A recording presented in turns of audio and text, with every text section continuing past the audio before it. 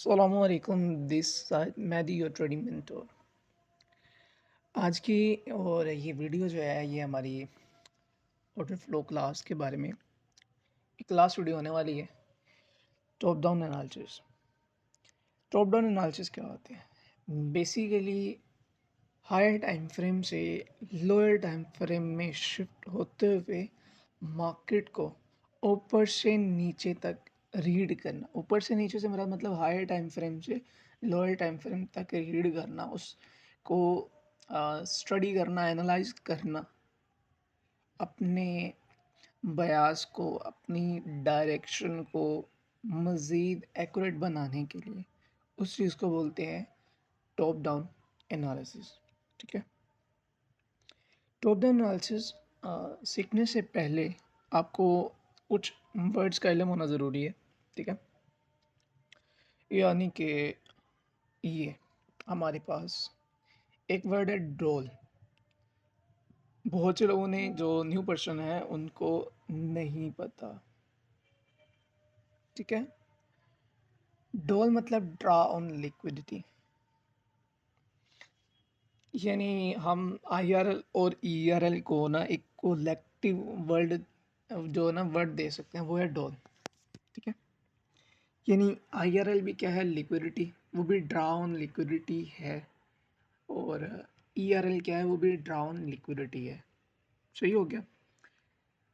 यानी कि हम कह सकते हैं कि मार्केट ने आईआरएल की तरफ जाना है तो हमारा नेक्स्ट ड्रा ऑन लिक्विडिटी क्या है? वो आईआरएल। ठीक है। यानी नेक्स्ट मार्केट किस लिक्विडिटी को टारगेट करने वाली है वो ड्रा ऑन लिक्विडिटी है। वो आईआरएल हो, पीआरएल हो, इट डजंट मैटर। डेफिनेशन आपके सामने लिखी है और ये अपने अपनी डायरी में नोट कर लेनी। कोई बंदा मतलब जो भी ये कोर्स देख रहा है अगर मेरे व्हाट्सएप चैनल के अंदर नहीं है तो उसके अंदर ये डाटा पड़ा हुआ है। ठीक हो गया। अब कुछ इम्पोर्टेंट ये मार्केट हमेशा क्या करती है? आईआरएल से ईआरएल की तरफ जाती है। ये भी हमने स्टडी कर लिया। उसके बाद सबसे हाई इम्पोर्टेंट डोल यानी ड्राउन लिक्विडिटी कौन कौन से, यानी ऐसे ड्राउन लिक्विडिटी पॉइंट जिन पे हमें नज़र रखनी है वो कौन कौन से, वो देखिएगा। पहला है equal high and equal low. दूसरा है previous month high and previous month low. Week high low, daily high low. Kill zone से क्या मुराद है? किल जोन यानी ऐसी स्पेसिफिक विंडो, ऐसा टाइम जहाँ पे मार्केट ज़्यादा वॉलेटाइल होती है, वो स्पेसिफिक विंडो को, वो स्पेसिफिक टाइम को ना हम बोलते हैं किल जोन। हम आगे जाके ना इसकी एक्सप्लेनेशन देखेंगे एंट्री वाले में। अभी इस पर डिस्कस नहीं करूँगा क्योंकि ये हमारे लिए अभी के लिए इम्पोर्टेंट नहीं है। ठीक है। उसके बाद हमारे पास नेक्स्ट आता है fair value gap and volume imbalances. ये हैं जो इंटरनल ड्रेन लिक्विडिटी, यानी ये भी एक हाई प्रोबेबल ड्राउन लिक्विडिटी है। ठीक हो गया। पीडीआर रेस इन डिस्काउंट और प्रीमियम। ये डिस्काउंट और प्रीमियम क्या है? मतलब ऐसा एरिया जहाँ पर मार्केट अपने इक्विलिब्रियम पॉइंट यानी 50% से नीचे होती है एंड प्रीमियम 50% से ऊपर होती है। मज़ीद इसकी वीडियो नेक्स्ट आएगी डीलिंग रेंज के नाम से, उसमें एक चीज़ क्लियर हो जाएगा कि डिस्काउंट एंड प्रीमियम क्या चीज़ है। ठीक है। Internal range high and low तो ये भी वही चीज़ है।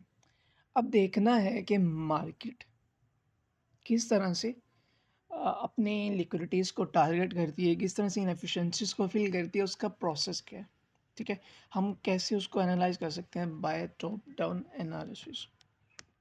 तो उसके ना ये कुछ डिवीजन है बनाएगी टाइम फ्रेम्स की। ठीक है। पहले आता है higher time frame. Higher time frame जो होता है ना वो बेसिकली यूज़ करते हैं कि ड्राउन लिक्विडिटी कौन सा होने वाला है। ठीक है। जितना बड़ा टाइम फ्रेम होगा और उसकी ड्राउन लिक्विडिटी होगी उतना वो हमारा सिग्नल, उतनी वो हमारा एनालिसिस जो है ना वो ज़्यादा कहते हैं एक्यूरेट होगा। ठीक है। जितना बड़ा टाइम फ्रेम उतना कम वो मैनिपुलेशन समझ लें। ठीक है। उतनी कम कन्फ्यूजन समझ लें। सही हो गया। एक चीज़ दूसरा आता है हमारे पास middle time frame. Middle time frame ये बताते हैं कि जो हमारा ड्राउन लिक्विडिटी है मार्केट किस तरह से उस ड्राउन लिक्विडिटी तक जाएगी। किन किन लेवल से रिजेक्शन लेके, किन किन लेवल से गिर के दोबारा ऊपर उठेगी, ठीक है? तो वो मिडल टाइम फ्रेम का काम है। यानी मिडल टाइम फ्रेम कहता है, मैं आपको एग्जांपल बता देता हूँ। अब टॉप डाउन एनालिसिस में हमने समझ लिया कि मार्केट एग्जांपल के तौर पर मार्केट क्या करती है, ऐसे आई है, ऐसे आई है, इधर यहाँ तक ये higher time frame. Higher time frame में बीटीसी या कुछ भी, कोई भी करेंसी पे समझ लें, कोई मतलब इंडाइसिस समझ लें, मार्केट आई है आईआरएल पे। मार्केट किधर है? आईआरएल पे। अगर मार्केट आईआरएल पे है तब आपकी नज़र किस पे होनी चाहिए? ईआरएल पे। और अगर मार्केट ईआरएल पे है तब आपकी नज़र किस पे होनी चाहिए? आईआरएल पे, ठीक है? ये चीज़ आपने याद रखनी है।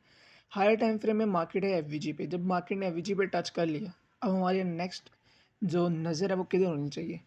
ईआरएल पे। तो ईआरएल हमारे पास कौन सा है? ऊपर पड़ा हुआ है, जिसको हमने ट्रेड करना है, ठीक है? क्योंकि ये हमारे पास बुलिश का एफवीजी है, जहाँ से मार्केट रिस्पेक्ट होके उधर तक जाएगी। अब ये तो कह दिया हायर टाइम फ्रेम के मार्केट इधर ऐसे जानी है, ये किसने कह दिया? हायर टाइम फ्रेम ने। अब मिडल टाइम फ्रेम का क्या रोल है? मिडल टाइम फ्रेम कहता है कि यार इधर से ना सीधा नहीं जानी, ठीक है, कि डायरेक्ट यहाँ से उठे और निकल जाए, ऐसा नहीं जाएगी मार्केट। क्या कर करके जाएगी?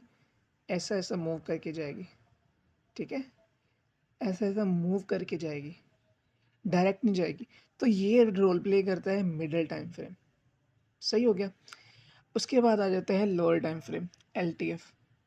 जो लोअर टाइम फ्रेम होते हैं ना, बेसिकली ये एक एंट्रीज वगैरह के लिए, यानी अपने जो हमने higher time frame, middle time frame में एनालिसिस किए थे, उसको मज़ीद ज़्यादा बेटर ट्रेड करने के लिए हम लोअर टाइम फ्रेम यूज़ करते हैं। जितना बड़ा टाइम फ्रेम होगा उतना ज़्यादा बड़ा स्टॉप लॉस होगा, ठीक है? और जितना छोटा टाइम फ्रेम होगा उतना कम स्टॉप लॉस होगा, ठीक है? ये भी चीज़ समझने वाली है। यानी कि मिसाल के तौर पर मैं यहाँ से ऐसे ट्रेड लगा देता हूँ, ऐसे, और यहाँ पे मैं अपना स्टॉप लॉस रख लेता हूँ।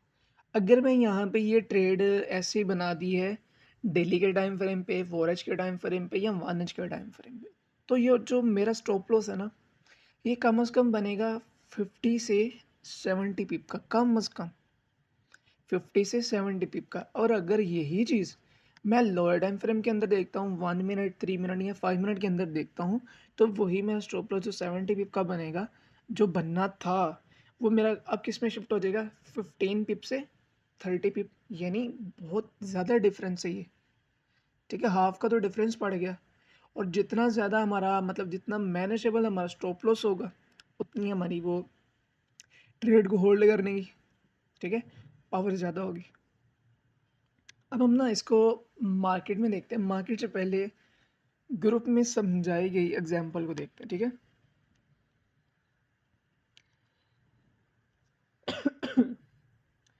यहाँ पे ये एक एग्जांपल है। मार्केट है जी हमारे पास, अ, जो मैंने केस बताया है प्रीवियस वीडियो के अंदर, वो केस है यहाँ पे पहले बना हुआ। पहला ये चीज़ समझ ली कि इस केस में देखें मार्केट ने ना नीचे लो रेजिस्टेंस एरिया क्रिएट किया हुआ है। अब आपको क्या देखना है? ये है हायर टाइम फ्रेम, इसमें हायर टाइम फ्रेम यूज़ किया है H1।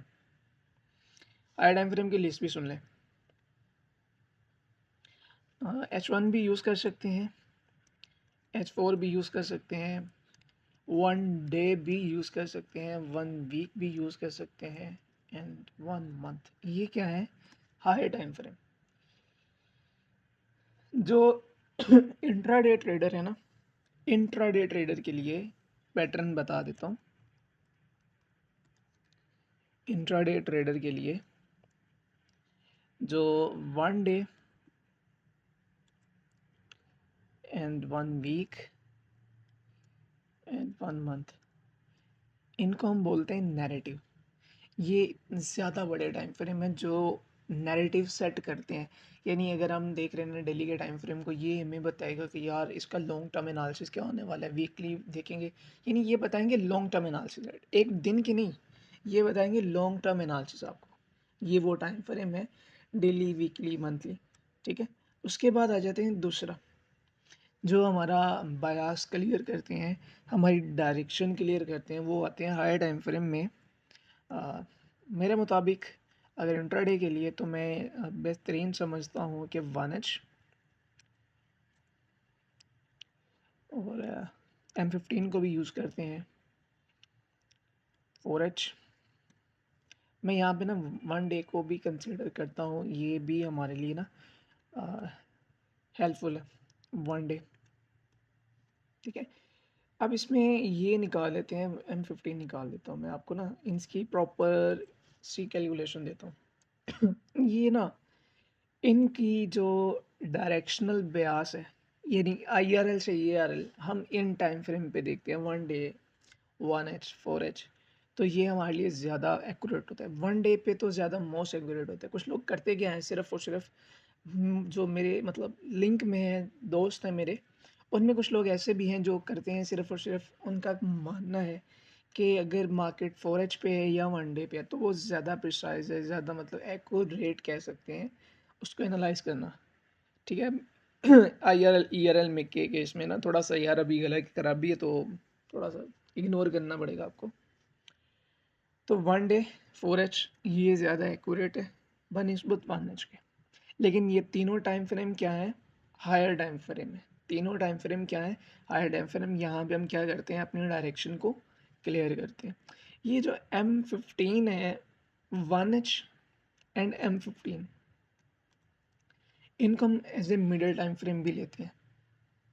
ठीक है, ये मिडल टाइम फ्रेम है, ये भी हमें बताते हैं कि मार्केट किस तरह से करके जाएगी, कैसे कैसे रेंज करके जाएगी, या कैसे कैसे मूव करेगी उस केस के अंदर। उसके बाद जी हमारे पास लोअर टाइम फ्रेम में आते हैं 5 मिनट, 3 मिनट एंड 1 मिनट। ये आते हैं लोअर टाइम फ्रेम के अंदर, जहाँ पे अपनी एंट्री फाइंड करते हैं। अब ना इनको अलग अलग इनकी ना कैटेगरी बना देता हूँ मैं आप लोगों के लिए। ये हमारे पास एक पड़ी हुई है ड्राइव में, इसका PDF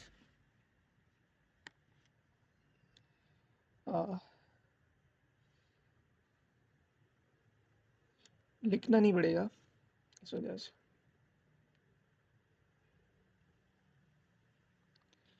ये है हमारे पास टॉप डाउन एनालिसिस, ये केस है। अब इनको ना कैटेगराइज कर दिए, 1 मंथ, 1 वीक, 1 डे, इसको एक साइड पे कर दिया 3 टाइम फ्रेम। ठीक है, नैरेटिव सेट करने के लिए मैंने पहले बात कर दी। अब उन्होंने सिर्फ 3 टाइम फ्रेम की सिलेक्शन की है कि टॉप डाउन एनालिसिस में सिर्फ 3 टाइम फ्रेम यूज़ करो इस PDF के अकॉर्डिंग जो मैं आपको बता रहा हूँ। अगर 1 डे यूज़ कर रहे हो ना, अगर 1 डे यूज़ कर रहे हो, 1 डे आपका क्या होगा, हायर टाइम फ्रेम होगा। 4H क्या होगा, ये आपका मिडल टाइम फ्रेम होगा। और 1H एंड 15 मिनट क्या होगा, ये लोअर टाइम फ्रेम होगा। 3 कैटेगरीज बनाई है, ये देख सकते हैं आप। ठीक है, अब उसके बाद नेक्स्ट कैटेगरी, अगर आप 1 डे को यूज़ नहीं करते हैं, higher time frame, higher time frame हम यूज़ करते हैं 4H को। ठीक है, तो 4H के बाद आ जाएगा आपके पास मिडल टाइम फ्रेम 1H।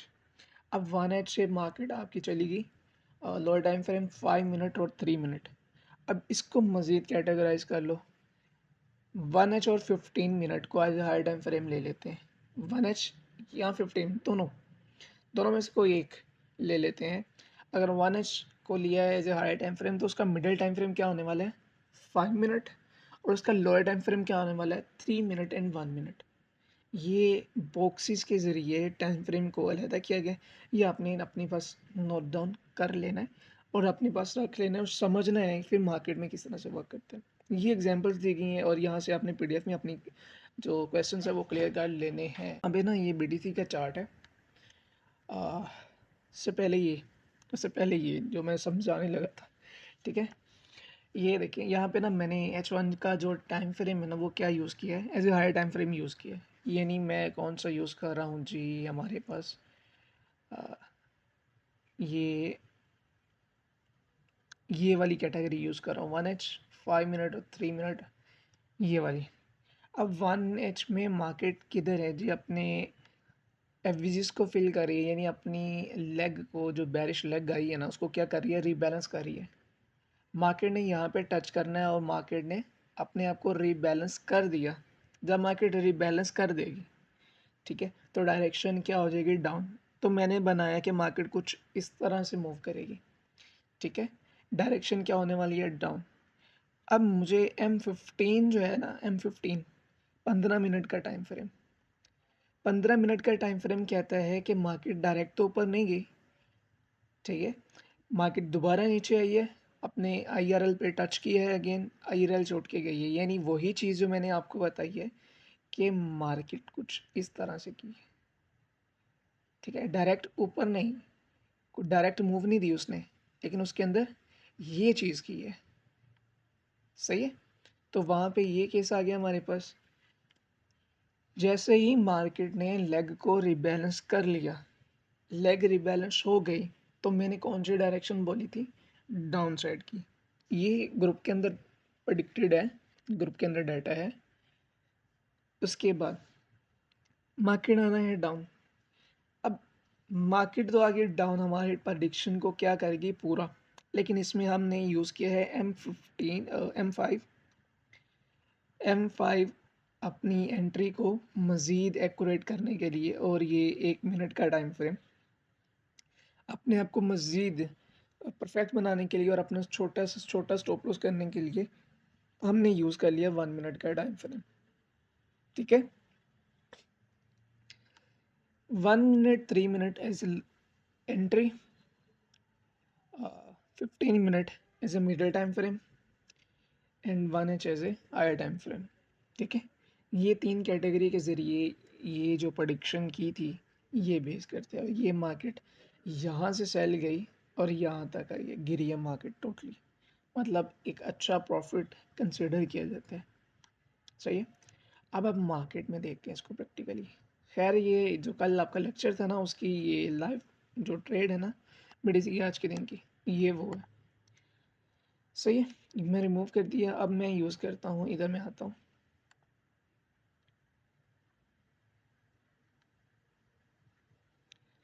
अब मार्केट ना कुछ इस तरह से बिहेव कर रही है,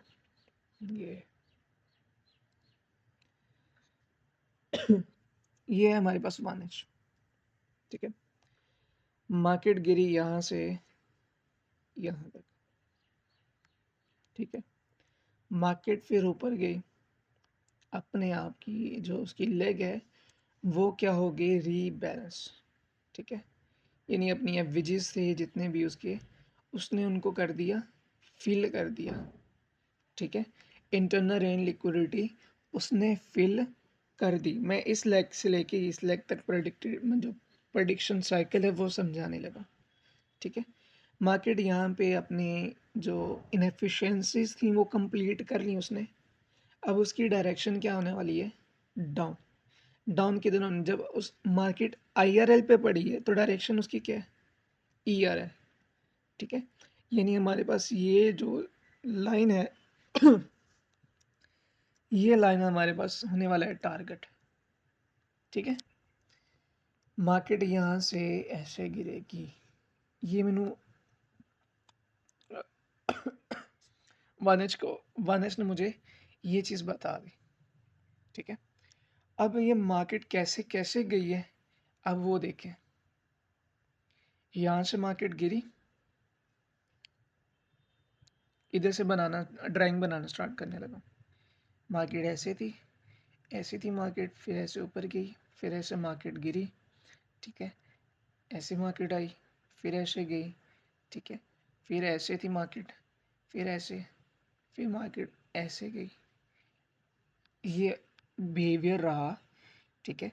ये जो हमने 1H के अंदर कहा कि मार्केट ऊपर से नीचे गिरेगी, डायरेक्शन क्लियर होगी, लेकिन उसके अंदर का जो साइकिल है वो किसने बताया, उसके अंदर का साइकिल हमें बताने वाला M15 है, ठीक है।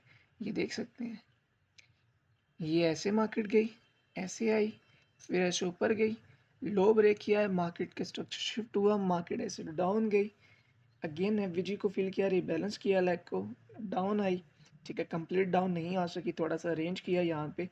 और यहाँ पे देखें, थोड़ा सा मैं आपको एक और चीज़ बता देता हूँ, रीडिंग है ना, टैप रीडिंग है। टैप रीडिंग में देखो मार्केट ने क्या किया है, ये जो मूव है इसके अंदर क्या है, मार्केट ने हाई को खाया, लो बनाया है, मतलब डायरेक्शन क्या होने वाली है, डाउन। मज़ीद क्लैरिटी होगी, जितने जेम्स बताए हैं ना फिर उसको जहन में रखना है डायरेक्शन में इनपुट करने के लिए। मार्केट मज़ीद एक्यूरेटली हम बता सकते हैं, प्रेडिक्ट कर सकते हैं कि डाउन आने वाली है। अब एम फाइव मुझे क्या कहेगा, एम फाइव मुझे बोलेगा कि डायरेक्शन वही, क्योंकि 1H है तो M15 और M5 क्या होंगे, मिडल टाइम फ्रेम होंगे। ठीक है, तो यहाँ पे ये चीज़ वही सीन हो गया, कैसे कैसे मार्केट गई, किस तरह से लेग को रिबैलेंस किया। अब जो M15 की यहाँ पे मैंने रेंज मार्क की थी, अब वो M5 में आपको मज़ीद क्लियर होगी। 15 मिनट अगर क्लियर समझ नहीं आ रहा उसको लोअर टाइम फ्रेम में शिफ्ट करो, मज़ीद क्लियर हो जाएगा। ठीक है, चीज़ें देखा करें, देखने से ही सब कुछ आता है। ये गेन कंसोलिडेशन हुई थी, यहाँ पे कंसोलिडेशन हुई, लो बने, हाई खाए गए, एवरेज फील हुआ, मार्केट की डायरेक्शन मज़ीद डाउन, प्रेडिक्टेड है यार सब कुछ।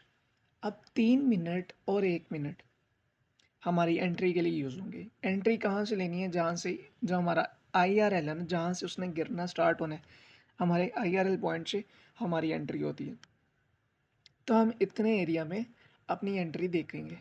तो एंट्री कहाँ पे देखनी है, 1 मिनट एंड 3 मिनट के अंदर। यहाँ पे हम अपना 1 मिनट का टाइम फ्रेम ओपन कर लेते हैं।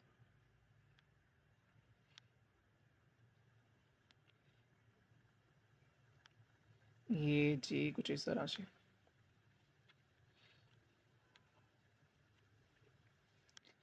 अब 1 मिनट के टाइम फ्रेम के अंदर जो हमारे एंट्री के कॉन्फ्लुएंस होंगे, जो हम नेक्स्ट वीडियोस के अंदर सीखने वाले हैं, क्योंकि हमारी नेक्स्ट वीडियो ही एंट्रीज पे होने वाली है। जो हमारी नेक्स्ट वीडियो है वो किस पे होने वाली है, एंट्रिंग एंट्री पे होने वाली है, मास्टरिंग एंट्री सिस्टम उस पे होने वाली है। तो बहुत ज़्यादा इंपॉर्टेंट है, तो बस आपने थोड़ा सा ध्यान देना।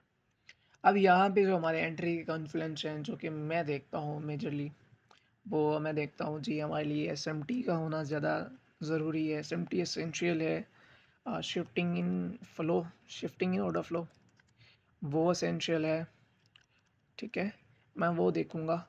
और उसके अलावा मैं देखूँगा मेरे पास शिफ्टिंग में अगर मैं CSD देखता हूँ तो वो ज़्यादा प्रायोरिटी है। हाँ, अब देखो समझने वाली बात इम्पोर्टेंट, आपने मार्क कर दिया ऊपर से लेके नीचे तक। अब आपने देखना है कि आपकी डायरेक्शन सही है या गलत।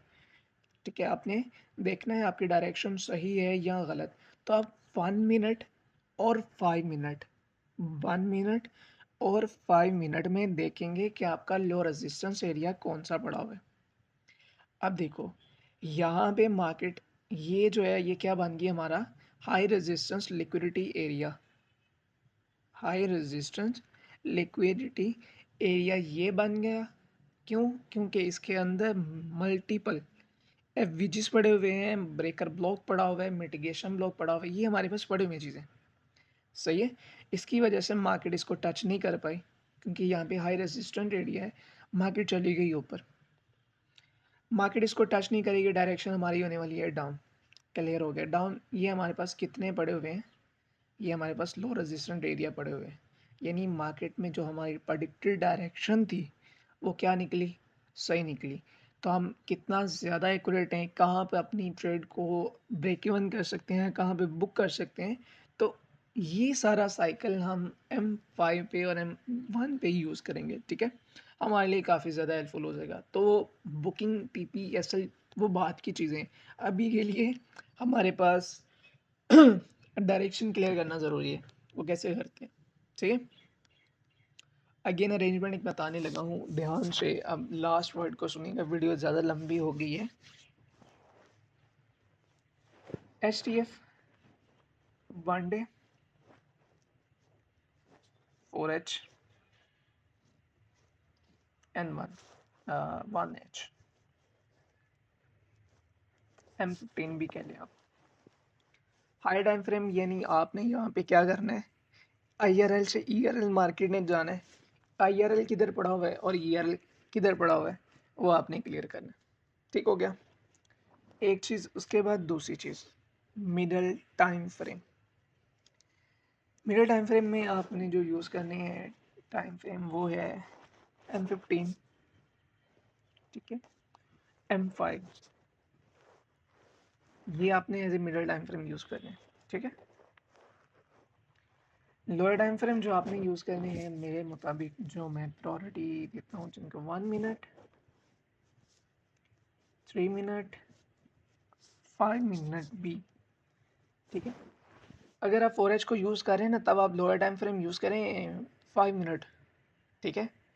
अगर आप 1H यूज़ करें तब 3 मिनट और 1 मिनट करें, ठीक है। किसके साथ किसका लिंक है वो सारा भी इजी पैटर्न है, वो समझना है। 1 डे का time frame as a higher time frame use किया मिसाल के तौर पर, देन आपका मिडिल टाइम फ्रेम क्या होगा, क्या होगा गेस।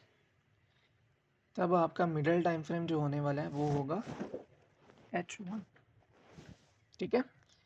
अगर आप हायर टाइम फ्रेम यूज़ करें 1 डे तब आपका मिडिल टाइम फ्रेम क्या होने वाला है, मिडिल टाइम फ्रेम क्या होने वाला है H1। 4H का हायर टाइम फ्रेम है तब आप मिडिल टाइम फ्रेम यूज़ करो M15। अगर 1H का हायर टाइम फ्रेम है तो मिडिल टाइम फ्रेम यूज़ करो M5।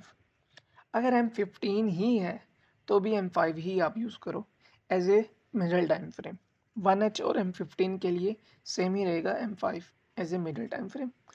हाँ, अगर 1 डे का टाइम फ्रेम यूज़ कर रहे हो और H1 as a middle time frame use कर रहे हो देन यहाँ से आप जो लोअर टाइम फ्रेम यूज़ करोगे 5 मिनट ज़्यादा अच्छा रहेगा, ठीक है।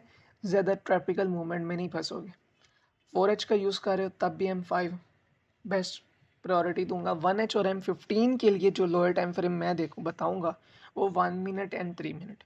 मैं बार बार चीज़ों को इस वजह से रिपीट करता हूँ, कुछ मेरे बहनें कुछ मेरे भाई ऐसे हैं जिनको ना इतनी जल्दी चीज़ समझ नहीं आती। कोई गलत चीज़ नहीं है लेकिन मेंटालिटी मैटर करती है, कौन ज़्यादा मेंटली स्ट्रॉन्ग है कौन नहीं। और मैं तो कमज़ोर इंसान हूँ, मैं तो बार बार सुनना पसंद करता हूँ, सीनियर्स के कान खाता रहता हूँ। तो इसी वजह से मैं नहीं चाहता कि आपका क्वेश्चन अधूरा रह जाए, तो मैं क्लियर करने की कोशिश करता हूँ। सही है, ये वीडियो यहाँ तक ही एंड करता हूँ। एग्जाम्पल PDF में भी हैं और ग्रुप के अंदर भी शेयर की हुई हैं। अब आपका काम उन एग्जाम्पल्स को समझना है। कोई चीज़ ऐसी रह जाती है, कोई चीज़ नहीं समझ आती, आप ज़रूर डिस्कस कीजिएगा। इंशाल्लाह कुछ डेज़ के अंदर हम यूट्यूब पे लाइव आने वाले हैं। तब तक के लिए अल्लाह हाफिज़, टेक केयर।